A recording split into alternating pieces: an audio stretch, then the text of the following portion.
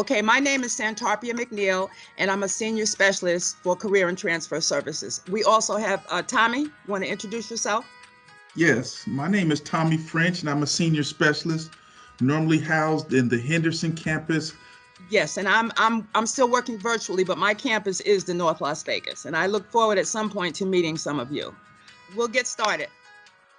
Today's workshop will cover overview of TypeFocus 7, the 6 steps of TypeFocus, how to register your account, how to use TypeFocus to review your results, and after conclusion of today's workshops, we'll have activity to dream big.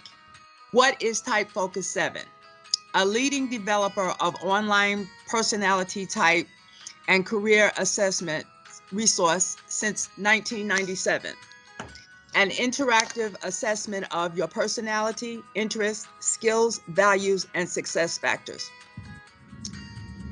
Generates customized reports to help students understand themselves better and to determine a major or career pathways. Yes, so with the TypeFocus, there's a lot of different career assessments out there.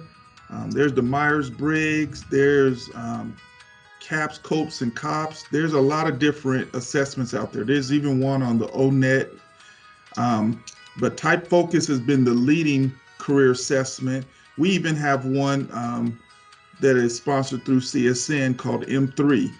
But TypeFocus has been the leading career assessment since 1997. So this is one that we'll all encourage everybody to do once this workshop is concluded.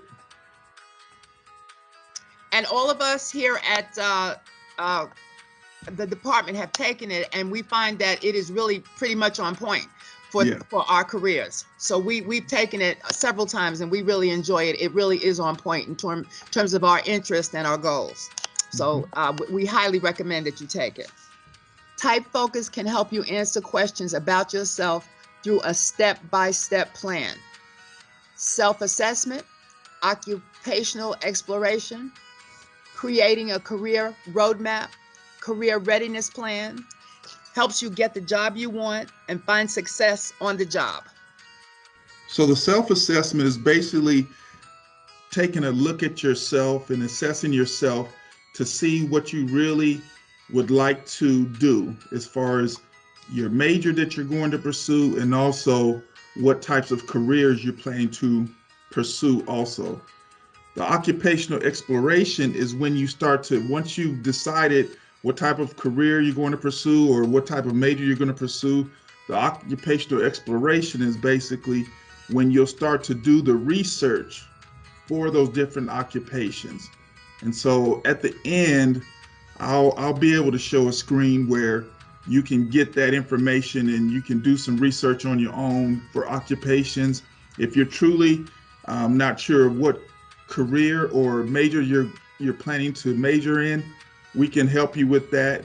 Maybe this exploration will help you do that as well. The career roadmap is another part of the doing the research, but also the roadmap that will get you to those jobs that you're looking for once you're at that point. The career readiness plan is when you're ready to start looking for work. So that would include having a good resume ready, being prepared for an interview, having a good cover letter to be able to fire that out to different employers.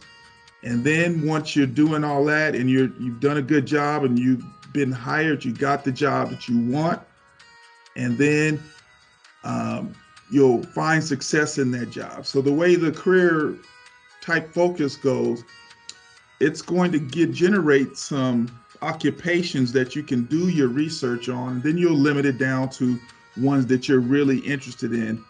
Then the TypeFocus, the beauty of the TypeFocus is basically it'll allow you to find a job that you're going to be more than likely successful in. So it's going to give you a bunch of different occupations. Once you've done that research, it's going to give you some jobs that you're more than likely going to be successful in and be happy with that type of job. So that's what this kind of flow chart is doing right here. Okay. First thing you need to do is register your account. You go to www.typefocus7.com. It's very important. Click on register account, enter the requested information to sign up your account, your email address, your password, and your access code. Be sure to complete the personality interests, skills, values, and success factors assessment. This is very important. Make sure you follow these steps step by step and complete the personality interests. That's how they begin to find out to compare your interests and the things that you would be good at. The access code is all capital letters, CSN 1971. There's Okay, no spaces in that. Oh, So okay. you'll Thank get you. to a point where you put your email address. We prefer you put in your school email address, first name dot last name at student.csn.edu. You want to put that in there. You will create your password. Make sure you keep your password, but that access code is important because it gives us access to the results of your test and also gives you access to completing the TypeFocus. So it's all caps, CSN 1971. No spaces in between. So we prefer them use their student email address. Student email. Okay. Yeah. Okay. Thank you, Tommy. How to use TypeFocus. So the address again is www.typefocus7.com. Well, there are 16 personality types at job interviews, and I will just try to read what they are. E is for extroverts. That's people who are outgoing and like to be the life of the party and who kind of take control. That's what that is. And introverts are people who are kind of quiet and controlled and like to kind of stand back on the side.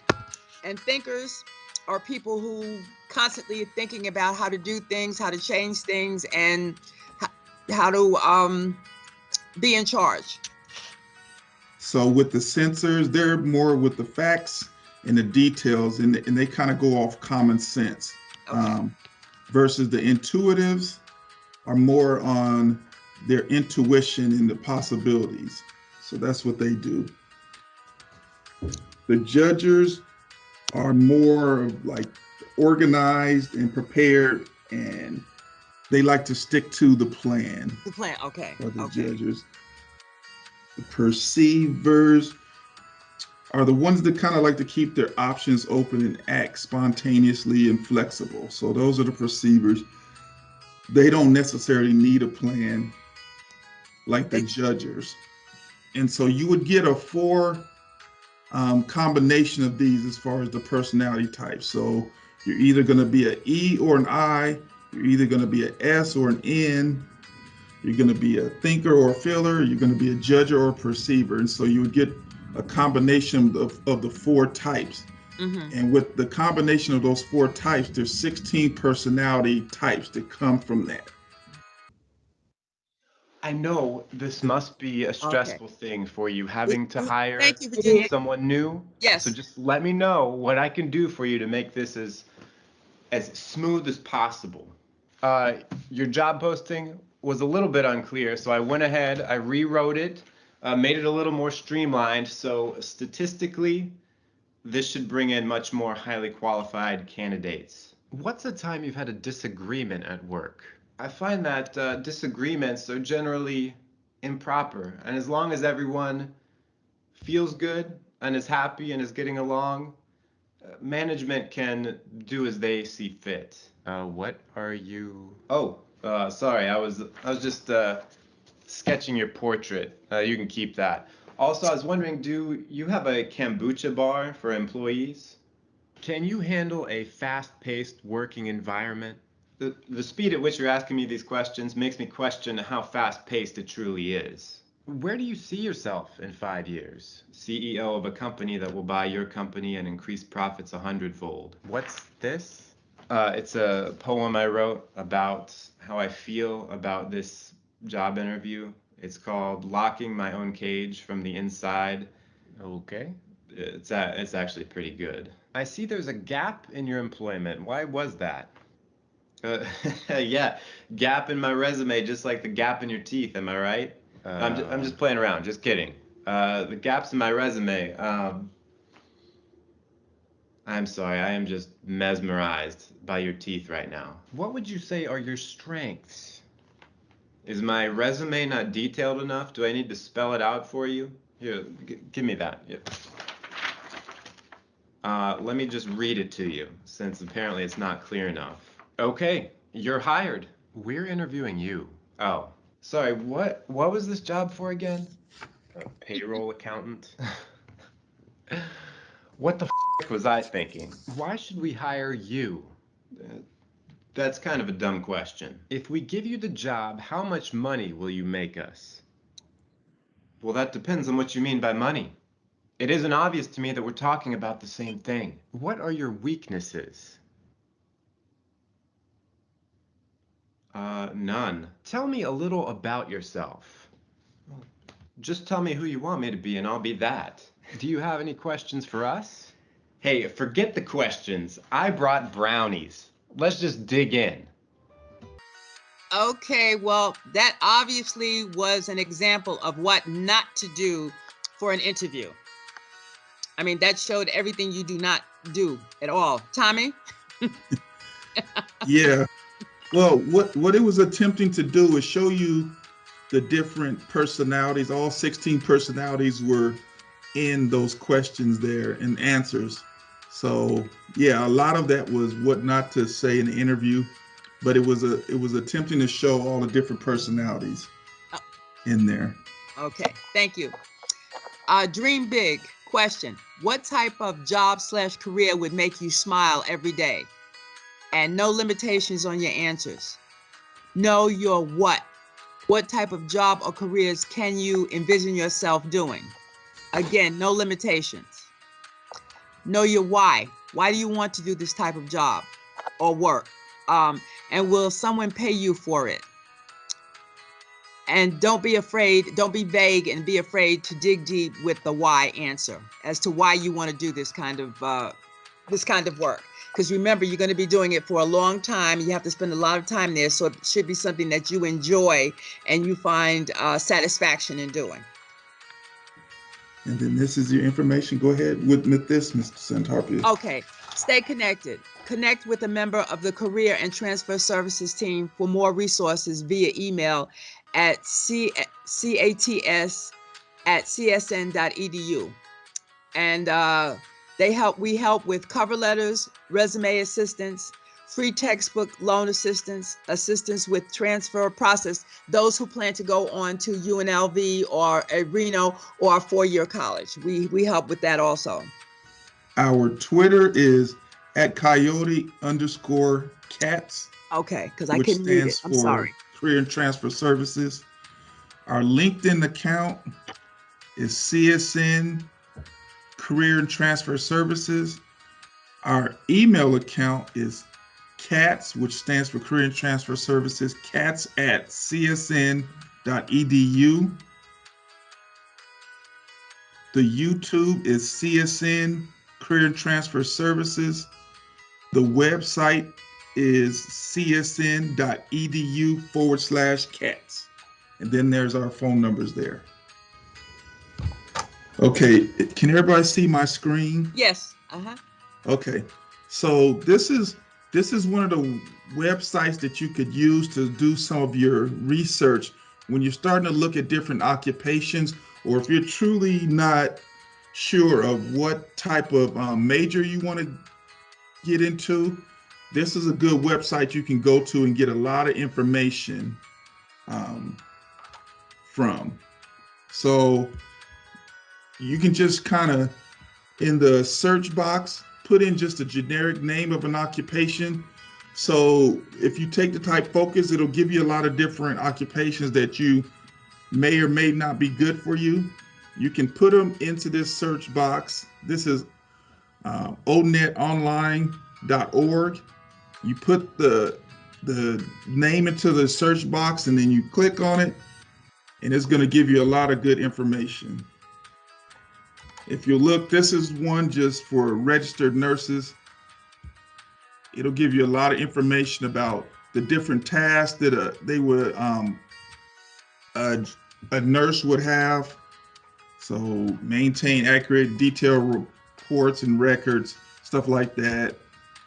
Technology skills that a nurse would need to have nowadays, database use, being able to do email, stuff like that. What type of software, so maybe Google Drive or Microsoft Office stuff is important for an RN nowadays. Didn't used to be that way, but nowadays, yes. Some knowledge of different things, depending on if you're going to be specialized in a certain type of medicine, you might need to know specific types of medicine in that area. Skills that you would need to have as a RN, active listening, obviously. Social perceptiveness, being aware of different reactions and how people react to stuff. Speaking coordination abilities, oral comprehension, being able to understand what someone is saying, work activities. So it has a lot of information. The job zones are what type of education and how much education you'll need. And then credentials, interests, work styles. It has a lot of information there. But the part that's really, really good that I really like is when you can go down here and you can select a place that maybe it's not Nevada, but if you're looking for a place to potentially go and move and live, you can click on this and it'll tell you the different salaries. So you have Nevada's rate, and then it has the United States. So it takes with the United States, it takes all the states, put them together, and then it has an average. So you have a beginning starting wage as a nurse. So it's like $53,000 in the United States, but you see that Nevada pays a little bit higher to start. So you can expect to start at $66,000. A middle range for RN is $87,000. And at the end of the scale, 121. So you can even break down to hourly, what those same things will be hourly. So $31 to start as a RN in Las Vegas or in Nevada. That's $31 an hour, right? $31 an hour. Mm-hmm. So you can get some good information from this website. And that's why I like it. So you can kind of compare.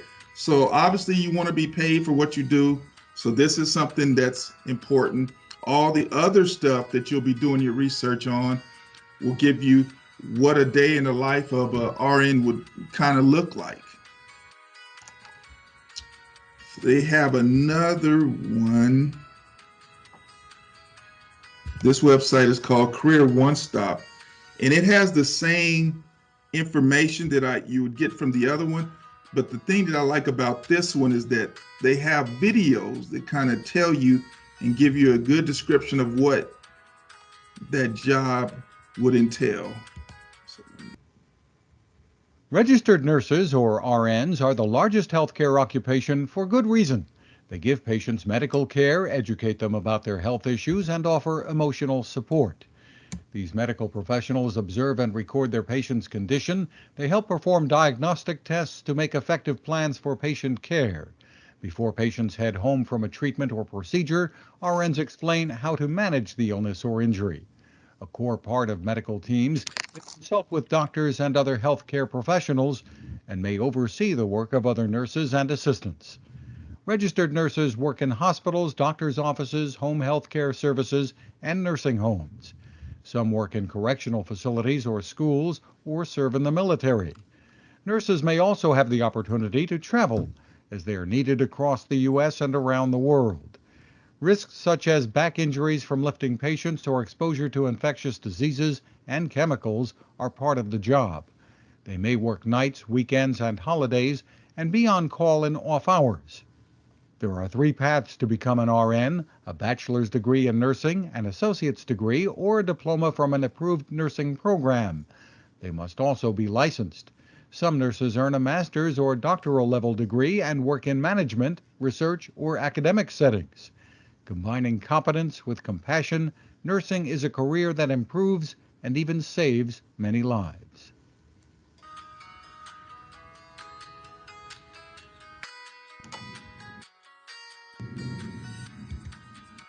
I don't know. Okay, there's a question. It's from Adrian. Yes. What is the importance of knowing your personality for your chosen career or job? So knowing your personality, because as Ms. Centarpia said earlier, you're going to be working at this job for 8 hours a day. And so your personality or longer. Mm-hmm. So sometimes you're spending more time with your coworkers than you are with your own family. So your personality goes into you choosing a job. So obviously, your personality is not going to fit in every job. So knowing your personality, it'll work well in some jobs where it won't work in others. So that's why the personality will work. So if you have a personality that you don't like to work in or are not going to excel in a fast-paced and work environment, that shouldn't be a job that you're going to pursue. Right. If your personality is where you need to work alone or you excel in working in groups, that's going to obviously help you choose what types of personality or what types of occupations you should pursue. Right. If you're not a people person, then you don't need to be dealing with a job that puts you out front and doing presentations and working with a lot of people. You should be behind the doors, closed doors, working in the office kind of alone or with a few people. Mm-hmm. Okay. So that's the importance of it. And we appreciated your attending, and you have our information. If you need to get in touch with us, please do. You have our email as well as our phone number. So thank you very much for attending.